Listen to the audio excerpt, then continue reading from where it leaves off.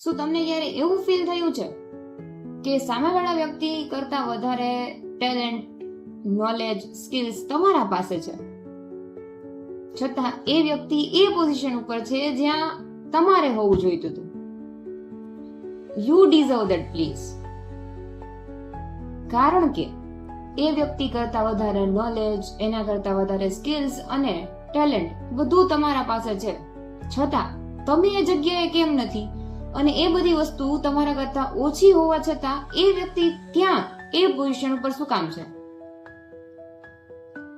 તમારા અને એનામાં જસ્ટ એક જ ડિફરન્સ છે, અને એ છે બિલીફ સિસ્ટમ.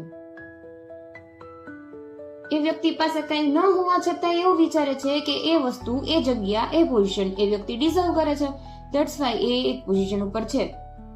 અને આપણે એ વસ્તુ ડિઝર્વ કરીએ છીએ, છતાં આપણે એ વસ્તુ માનતા જ નથી. અને આપણામાંથી ઘણા બધા લોકો હંમેશા આ જ વસ્તુ કરતા હોય છે કે મારે સ્વિમિંગ શીખવું છે, પણ હું પાણીમાં ત્યારે જ ઉતરીશ જ્યારે મને 100% સ્વિમિંગ આવડી જાય. કારણ કે જો હું પાણીમાં ઉતરીશ અને હું ડૂબી જઈશ તો? Do you think this is possible? Obviously નહીં.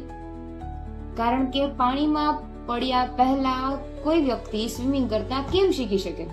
તો ક્યારેય તમે એવું વિચારો કે હું પરફેક્ટ બની જાઉં, હું એક્સપર્ટ બની જાઉં, પછી આ વસ્તુ હું સ્ટાર્ટ કરીશ, તો તમે એ વસ્તુ ક્યારેય સ્ટાર્ટ નહીં કરી શકો. Don't chase perfection, start taking action, chase learning.